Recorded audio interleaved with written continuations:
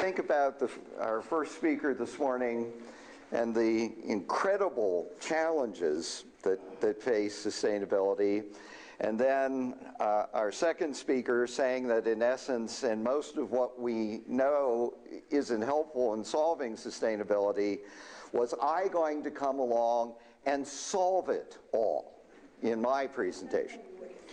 And just so there are no differences in expectations, you may discover at the end of my presentation that in fact the cure is worse than the disease. So we'll see how far I get in terms of thinking about this issue, or this set of issue. Again, we are increasingly asked, I think, as knowledge institution and knowledge workers, to in fact solve wicked problems. And again, we've already talked about how sustainability is a classic wicked problem. There's no definitive formulation of the problem, and in essence, we have to substitute some kind of working definition like triple bottom line or the 3 Ps or whatever. Solutions are not true or false, they are only better or worse. And I just simply ask you to think about, if you saw a truly sustainable system, would you know you were looking at a truly sustainable system? And stakeholders have radically different frames of reference, so that businesses really believe that prosperity or profit ought to be trump. Environmental groups really believe in their heart of hearts that the planet P ought to be trump. And social justice groups will clearly say the people P really has to be trump. I'm an old card player, so forgive the term, but the problem is, if they have to be trump, then you really aren't looking at figuring out how to do these things simultaneously. And people obviously get very passionate about all of these. There is much emotion that goes on in terms of how people divide themselves.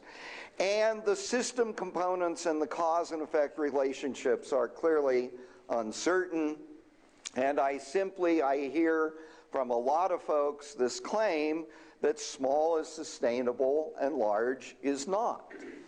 Well, I'm going to simply say to you, that's a very simplistic view.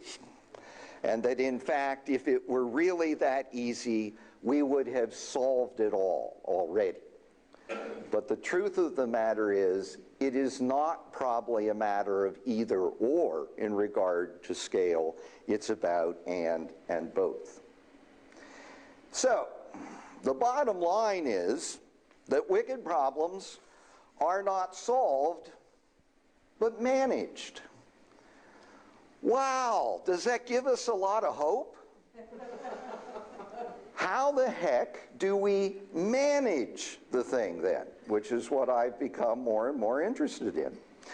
Well, we manage it by taking actions toward desired outcomes, and I think that means that you have to track 2 kinds of outcomes. You've got to track how you impact the system that you're trying to make sustainable. So have the system components moved in a better direction? But you've also got to care deeply about the process of the thing. Has there been responsiveness to the stakeholders? And why do the stakeholders matter? They matter because not only can they veto what you do, they can enable what you do. And so they've got to be there. And you must understand, because many of us think of stakeholders, what stakeholders do we really think about in terms of these wicked problems? Well, we think about the ones that will veto it. They're the evil ones, by the way. But in fact, these stakeholders are essential to enablement, not just being vetoed. So fundamentally, when we think about managing, we've got to think about performance in regard to both impacts and processes. And then we have this incredibly wicked question, which is, how does one really manage in an environment of a wicked problem? Well, I've had a very interesting experience. For over 6 years, I've served on the International Advisory Board of a Dutch innovation project called TransForum. And this innovation project was created as a private foundation. It was given 60 million euros, so this was not a trivial set of experiments. 50% came from the government, and 50% came from the agricultural community. And it was given precisely and exactly a 6-year life. And this is how the Dutch do these things. And it's a very rational sort of approach to these things. But the notion is you take on a problem, and in the classic sense, you solve it, and then you dissolve because the solution is then known to everybody. Well, guess what? There's a lot of controversy at the end of the TransForum experiment, because after 6 years, they did not solve the problem of ag sustainability. But I get ahead of myself. They were given a dramatically open goal. They were simply told, increase the sustainability of Dutch agriculture. Now, can you imagine being given 60 million euros with that as the goal? But it was precisely that open. And they, in essence, sponsored 3 types of projects then over their life. They had the 30 practice projects, the experiments in sustainability, and that's what I have done a meta-analysis over that I'm going to report on today. There were a set of scientific projects that were designed to provide some study of some of the critical problems that arose in the practice projects, and then there were a set of learning projects that were designed to create a new system of ag innovation in the Netherlands. Let me give you an example of one of these projects, because I think without an example, it's sort of a little strange what these things might be. Green Care Amsterdam, the concept was to use small urban farms that were located in the green belt around Amsterdam to deliver care, health care, to clients with anxiety and depression disorders. Rather novel use of an agricultural setting. And who were the potential people or constituent groups? There were the care institutions themselves. Now, can you imagine going to the head of a mental health hospital and being told that you're going to be replaced by farmers? Imagine the emotion that might be associated with that. The national healthcare organizations, because they were going to be asked to provide payments to farmers for delivering this care on the farm, okay? Knowledge institutions who were there to actually document that the care was effective at the farm level, all right? And then the farmers themselves formed a cooperative to professionalize their activities in regard to this, and then the insurance companies, and then the clients themselves. Well, this was one of the truly successful projects, and you're going to discover that the performance of these 30 projects varied dramatically. But if we go back to the 3P impacts, here's the way they knew it was successful. Number one, on the profit side, these urban farms were now more economically sustainable than they had been before because they now had a new stream of income. Planet-wise, the green belt around Amsterdam is now more sustainable because those small urban farms were rapidly disappearing and they needed that economic sustainability to help sustain the green belt around Amsterdam. And finally, people were affected in terms of the care clients who now themselves have more sustainable lives, let alone the farmers and their families that were better affected by this. Now notice how quantitative all of this performance information is I just gave you. Of course, I'm being facetious. This was, in fact, very qualitative in terms of trying to understand what the performance was. But again, back to the notion that sustainability is about trajectories. These are better trajectories across the 3 Ps rather than worse trajectories. Now, what you've got to understand is this is what they called a niche or small-scale project.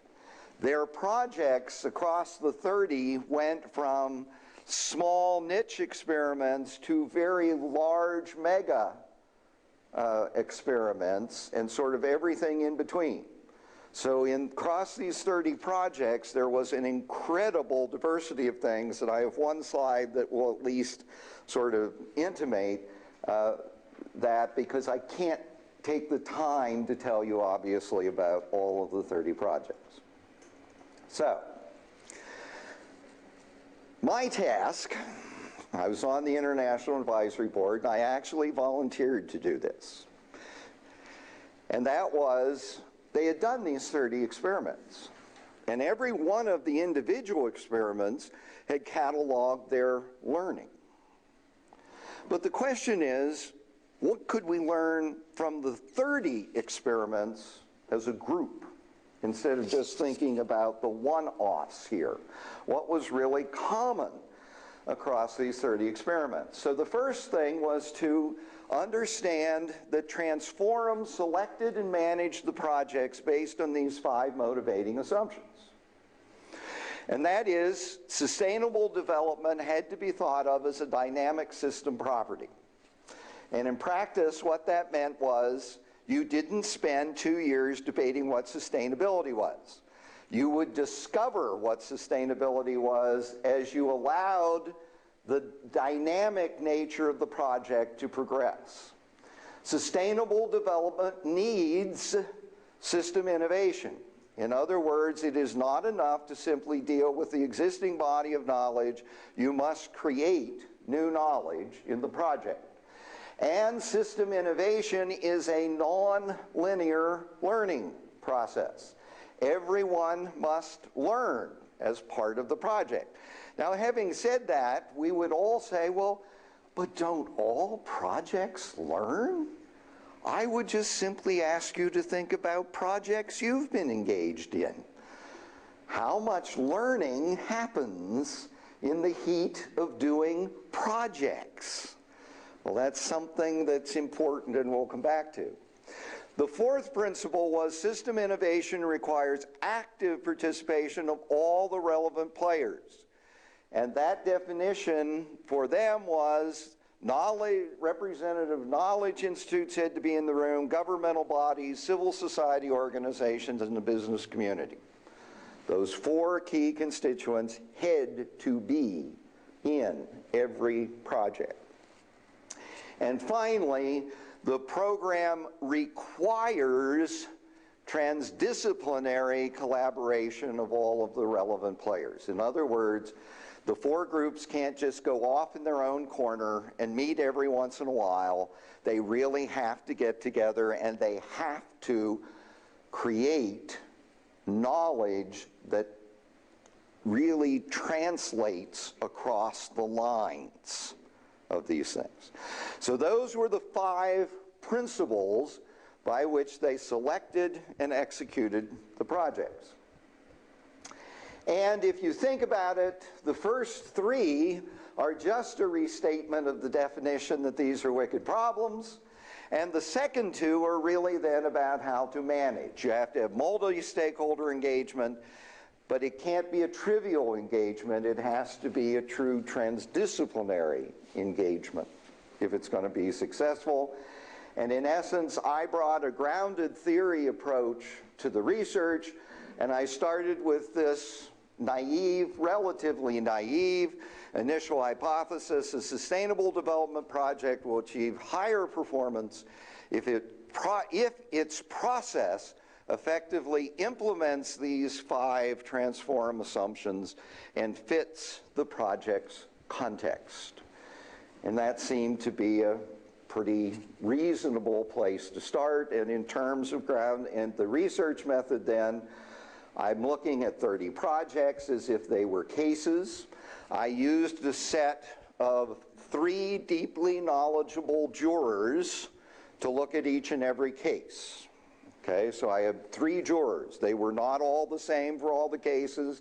There were multiple jurors, okay, across the 30 cases, and I asked them to assess each project's level of performance, and I asked them to look at various explanatory variables to explain that performance. Then I clustered the projects into 4 performance quartiles. I observed the influence of the various explanatory attributes across the quartiles. I found that, in fact, there were some relatively powerful explanatory patterns. And then I revised the initial hypothesis, and it turns out that in addition to the 5 assumptions, or 5 principles, there are 2 very important mega strategies that are necessary to make those 5 principles actually work. All right. So, assessing the attribute. Each juror was independently given an online survey. They never conferred. I did all of the pulling of the information together. There were 14 attributes of performance, and these were simple Likert scales. 1 low performance, 5 high performance. There were 6 impact outcomes and 8 process outcomes, and I will show you those in just a moment as I begin to show the results. There were 76 explanatory variables. Now, any of you in the room that know about quantitative methods, I got a real problem here. Okay? Which is why this was all done as case analysis and assessment. There were 27 internal context attributes, 22 external, and 27 process attributes. And what I asked the raters, the jurors, to do was to tell me of these explanatory attributes on a scale of -3 to +3, passing through 0, how influential was this thing, this attribute, on the performance of the project. Okay? Now, it turns out that I also had to create another thing called,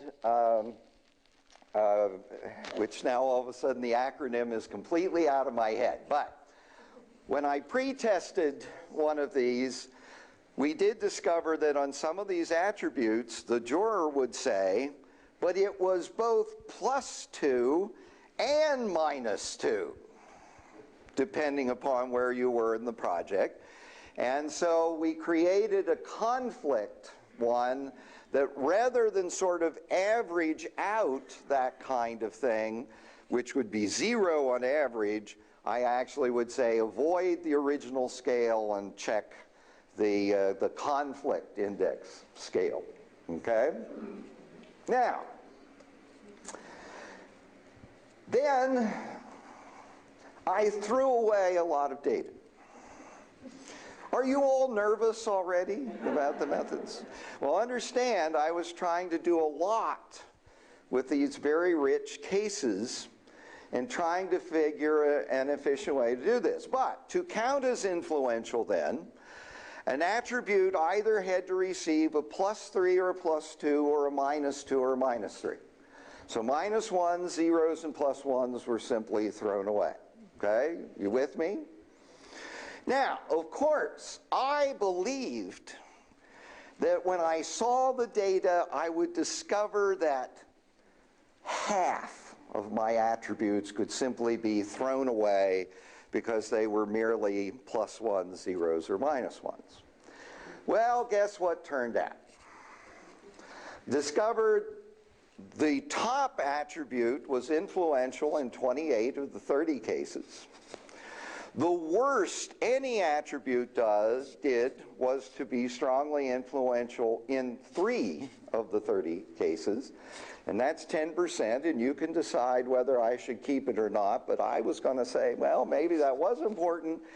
And then the real clinker here was that of the 76 attributes, 45 were influential in half or more of the cases. So what this says is these are immensely complex environments. Exactly what we would have predicted in terms of wicked problems. Now, so let's begin to look at the outcomes. And I'm trying to do a lot on one slide. Here you have the 4 performance quartiles. And you will notice here were their average scores in terms of impacts, and I'll talk about the impacts mentioned.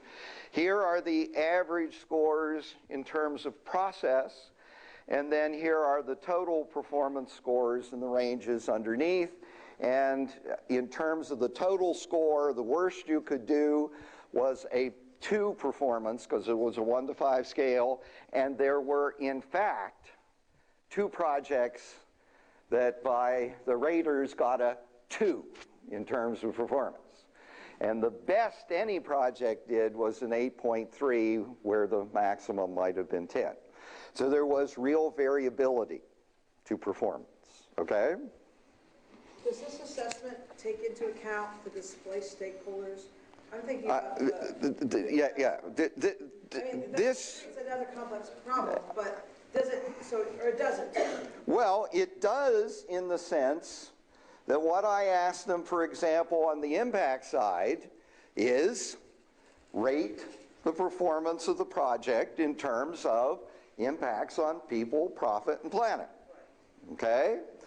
In addition, I also had to determine, was the project merely a plan to do something, because some of the projects were merely plans, or were you really attempting to create investment in a new way of doing things, or did you actually harvest value from the thing in terms of the 3 Ps? So those were the performance attributes. And then in terms, and you can see 3.6 down to 1.5, that's again a scale of 1 to 5. Did anybody get over 4? No. So there were, even at the high end of this, there are issues about the performance measurement, and this is all qualitative, obviously, in terms of that. Then looking at the process outcomes, I said, look, did innovation happen? Simple question. Did action learning happen? Now, KING is their acronym for the 4 partners: knowledge institutions, entrepreneurs, NGOs, and government engaged in innovation. That was their acronym for having the 4 partners together. Partners actually took ownership of the project. Collaboration actually happened. The project continued after TransForum withdrew. New knowledge was actually created, and transdisciplinary collaboration actually happened. So these were all outcome statements, all right? Not process statements. And then again, down here, you see we had a relatively good range of performance in terms of beginning to think about these explanatory variables. Okay. Now, let me talk about some project descriptors for you. And let's notice what I have at the top of the graph here. Number of projects, the percent of those projects that fell into the top 3 quartiles of performance, the percent that got into the highest quartile, and then the percent that got in the lowest quartile, the low performers. Now let's look at some descriptors. It turns out that across 6 years, they actually had a set of projects that were set up for them by a pre-board of directors that selected these projects pretty much without the 5 assumptions being in place. Then there was a set of 15 that came about when the 5 assumptions were sort of in their early phase, and then there were 8 projects after the assumptions had clearly been learned and validated in the earlier part of the work. So there was learning about the assumptions. Well, notice the success rate. Of the pre-assumption projects, 57% of them fell into the low quartile of performance. Whereas 80 and 43 then were in the higher quartiles, 80, 88 in the early assumptions, late assumptions, and there in terms of the top quartile, 1/3 of the early assumptions and about 1/4 of the late assumptions. Now, all qualitative information, but a fairly profound pattern about if you don't use those assumptions, those 5 principles, you tend to be on the wrong trajectory performance-wise. Now, in their vocabulary, they distinguished, and by the way, this is now only the 23 that evolved from the early and late assumptions. I've now thrown away the pre-cases, all right? They divvied them into what they called mainstream and niche. We would call these large scale and small scale in terms of how we would normally think of these kinds of projects. So there were 15 large-scale projects, 8 small-scale projects, and again, the Green Care Amsterdam was in that niche category, okay? Well, notice there wasn't, in fact, any real difference in the success rate between large-scale and small-scale projects. And yet we might have expected the small-scale to be more successful and balanced than the large scale. But an interesting finding. Also, what was interesting, and I found this out after I did follow-up interviewing with the jurors, that in fact, even though all of these were in sustainable agriculture, some of the projects were more wicked than others. Or some of the projects took a very tame piece out of the wicked problem rather than a more wicked piece. And again, there's an interesting tendency here. If it was a less wicked problem, it actually was less successful in terms of the utilization of the TransForum method. If you really have a tame problem, use tame problem management. Nothing wrong with that, because the extra architecture that goes into managing wicked problems isn't useful to you. Okay? So interesting tendency. And then the final set of things, There were agro-parks, there were chain coordination projects, there were regional coordination projects, there were a couple of projects about developing new supply chains, then there were revenue innovations and cost innovations, and I truly have small problem numbers or small number problems here in terms of analysis, but there wasn't anything profound here to say that a particular type of innovation was more or less relevant in terms of their success in regard to this. All right. Now, trying to show you a lot of information at once.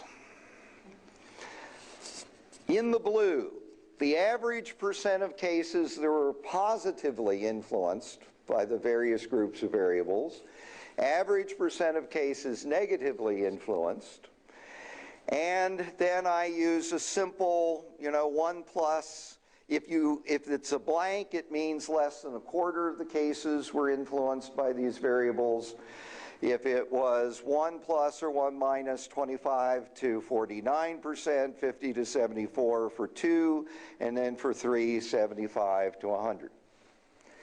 And there are some reasonably good patterns in this data that suggest, particularly, initiating conditions are very important in whether or not you're going to be successful or not successful in these projects. How you manage the projects tend to be relatively important.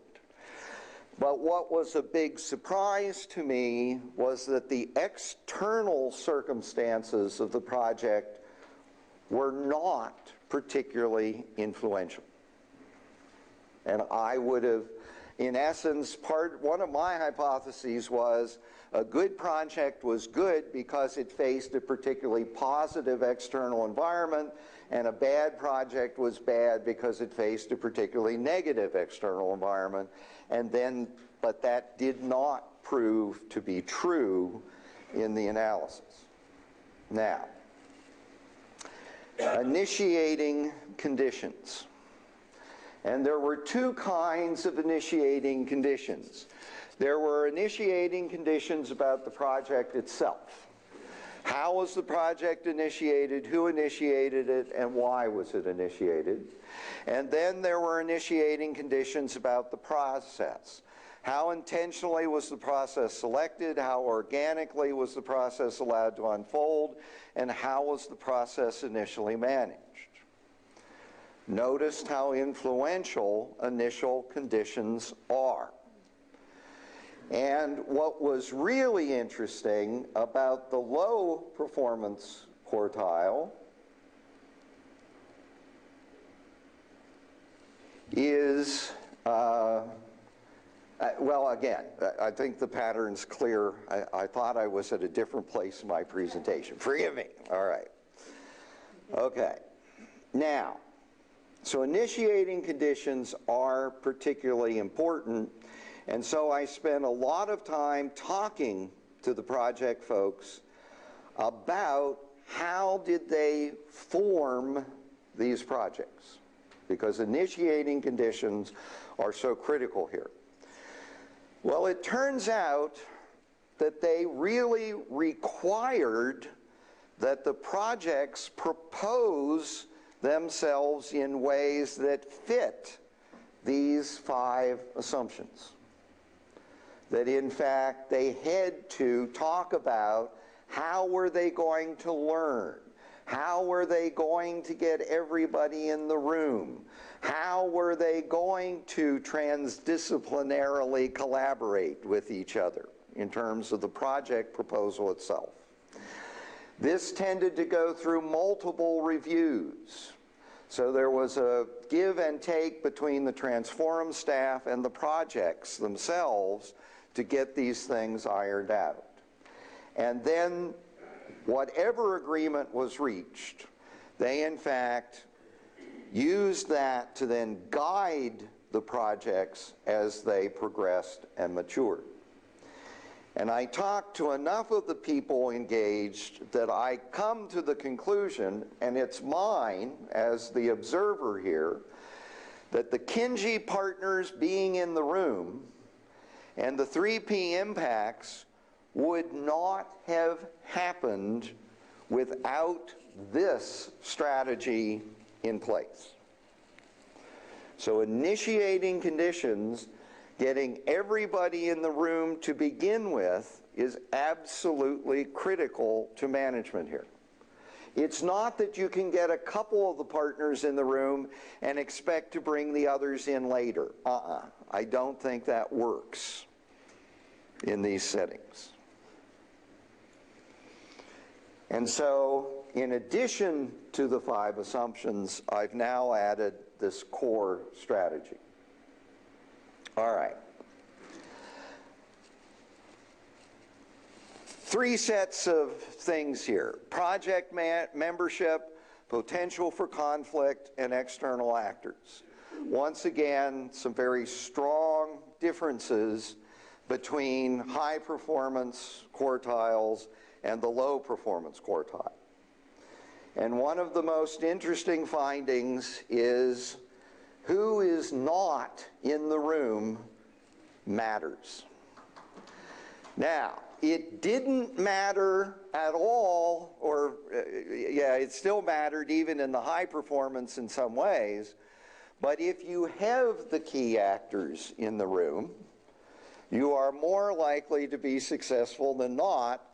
But what tends to be clear is that if you haven't cared to get the key actors in the room, you will not be successful in terms of these projects. Now, the other thing I want to point out on this slide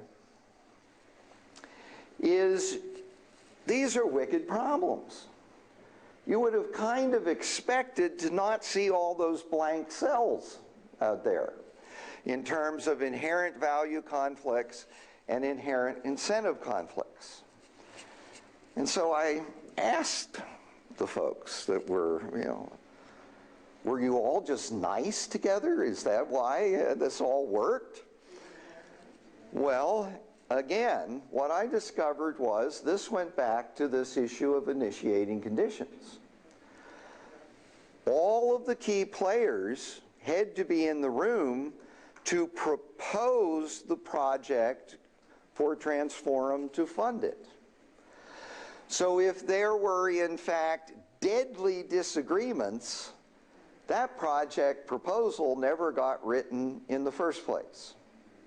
So there is a type of selection bias here that's very real in terms of how those initiating assumptions really were a screen about eliminating some of the most deadly things that would kill some of these projects. Well, here's the list that was really about how the projects managed innovation. How were the 3 Ps considered? How did they reconcile incentives? How did they work on translation in terms of finding a common language among the Kinsey partners? How did they try and meet the different incentives? The use of explicit, tacit knowledge, and then the strategies for experimenting in action, innovation, action learning, new knowledge, and transdisciplinary collaboration. And all of the pluses and minuses here are exactly as I hoped. But having found that, here was my remaining problem. But if absolutely every project used a different strategy to do all these things, I still didn't know anything. I can tell you all of these strategies are important, but I can't tell you if there's something common among the strategies. So I went looking with a whole series of interviews to find out if there was anything common here.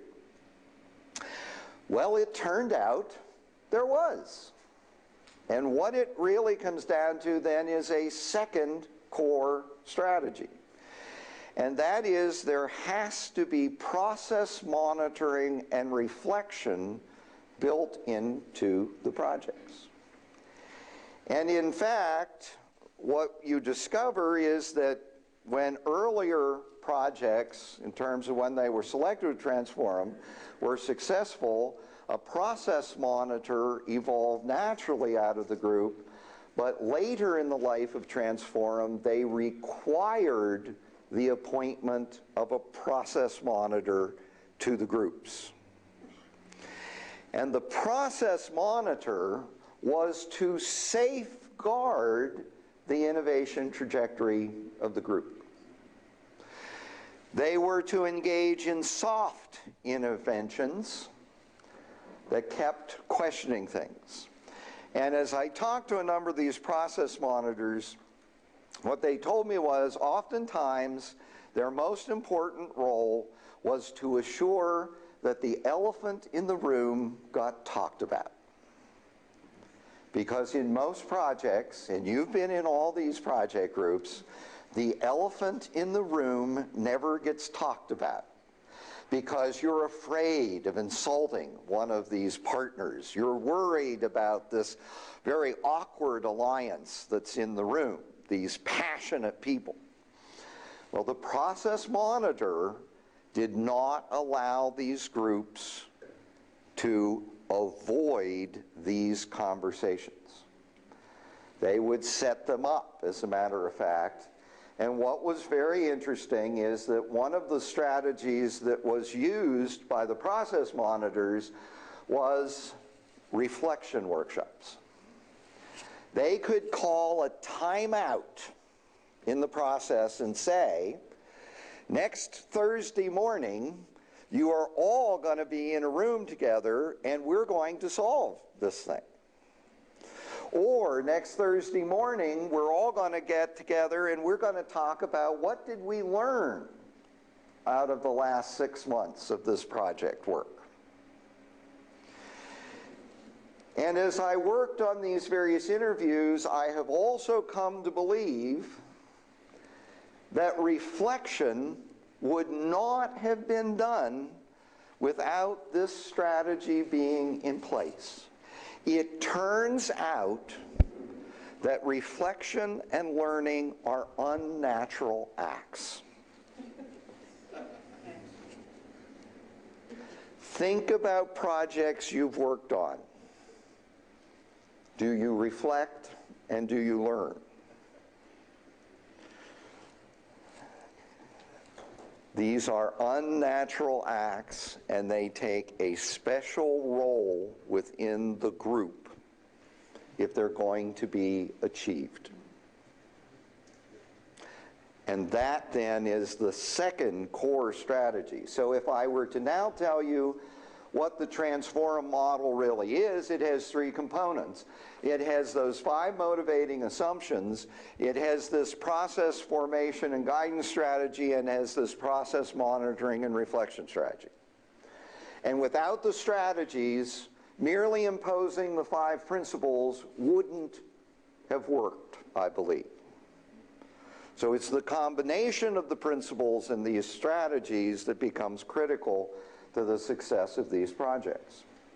And on the whole, I think what I learned was this was a pretty good use of 60 million euros.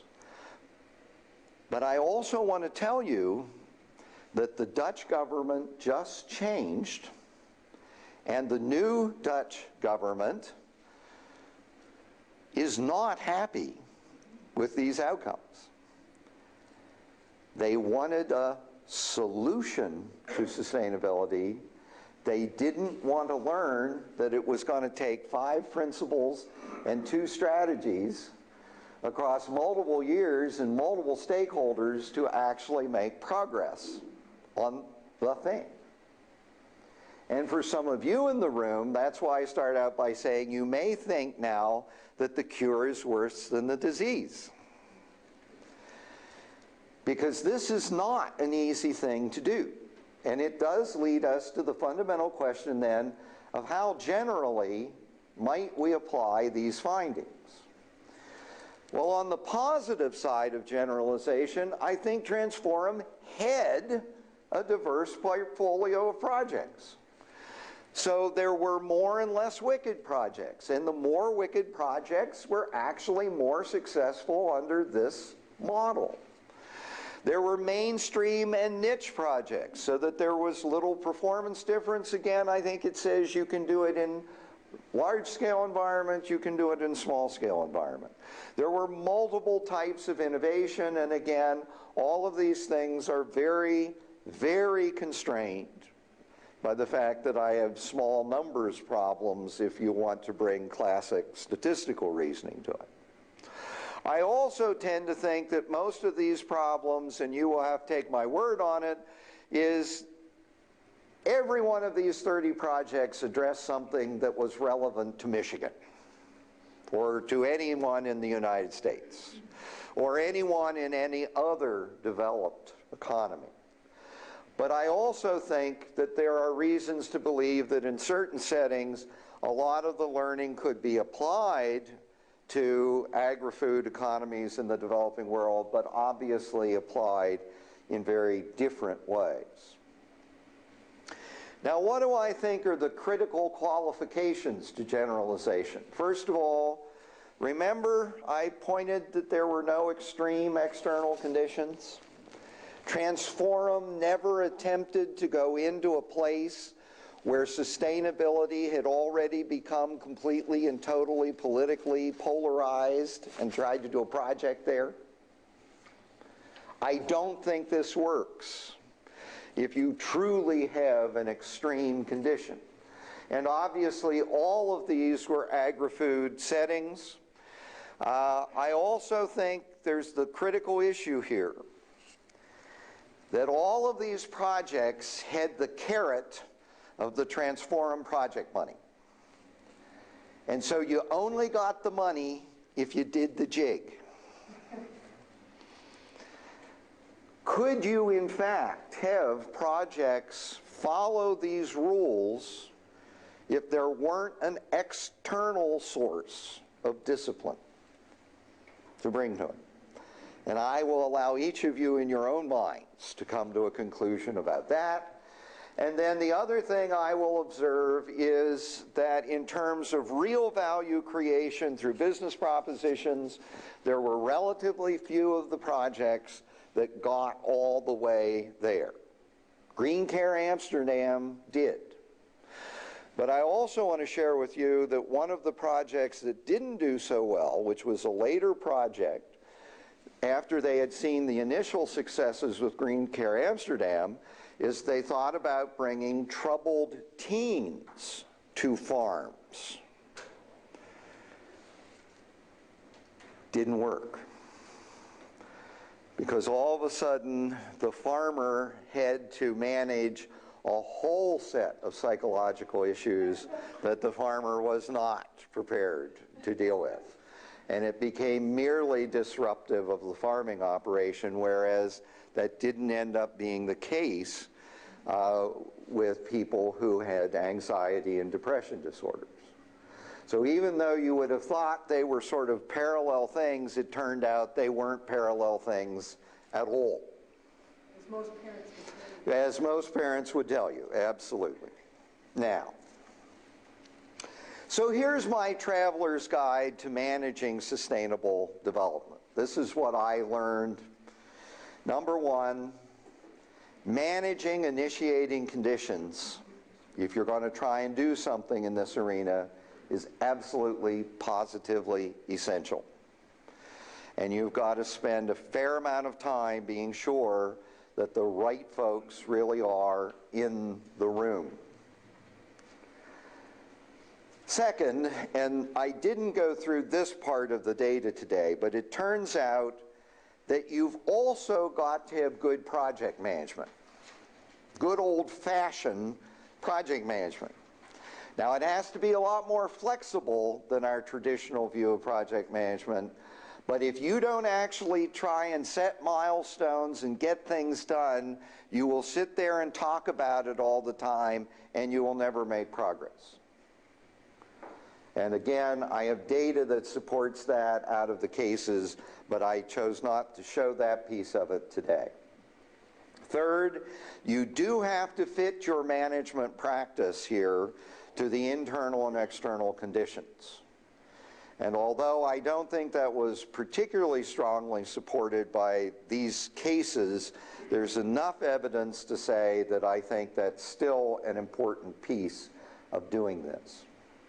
You must practice multi-stakeholder engagement every day in every way, okay? You don't talk to them at the beginning of the process, go off into your lab and come back with the answer later and engage them then. They must be engaged throughout the process if it's going to be successful. And you must have an explicit strategy for monitoring and reflection, because they are unnatural acts if you do not have that as part of the process. And finally, I absolutely believe that in terms of performance, you really do have to think about your impacts on the trajectory of the system, but you've also got to monitor the outcomes of the process, because if you don't do both, you will either end up with a solution that nobody wants, or you will end up with a gab fest where there's never any action. Okay? So you've got to have both. Now, so we're all here today talking about, so where are knowledge institutions in all of this? Well, first of all, be aware they were one, but only one of the 4 Kinsey partners. Entrepreneurs and businesses matter. Non-governmental or societal organizations matter. Government matters. They've all got to be in the room, but they have to be treated, it seems to me, as peers. Transdisciplinary collaboration matters. And again, we are only one of the 4 in the room. We have no monopoly on being the deliverers of new knowledge. But we are given some historic preference in being knowledge creators, because they will tend to look at us and say, well, you guys know how to create the knowledge. Now, we'll tell you whether or not we think much of what you create, but you have some skill at this. But you've really got to accept the ENGs in the room as peers, because if you treat them in any other way, you will become irrelevant.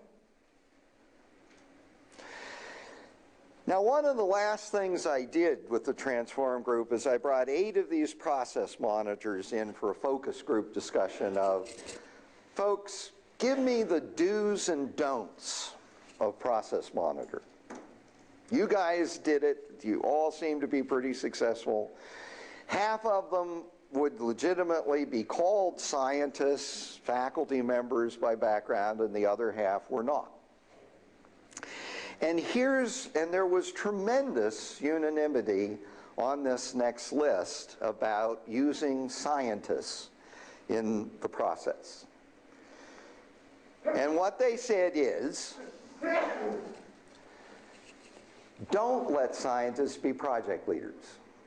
They're terrible at it. Don't let scientists dominate the discussion, but they will if you let them. And don't be too explicitly theoretical when you're engaged in this.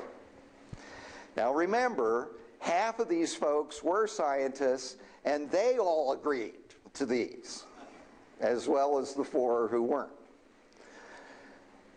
So that I think we have some real challenges, and challenges that go back, I think, to all of the roots that Larry talked about, And again, when we look at the world and think about all of the things that confront us, I don't know if this set of strategies I've talked about today say, by God, we can go do this, or you're now going to be even more discouraged than before.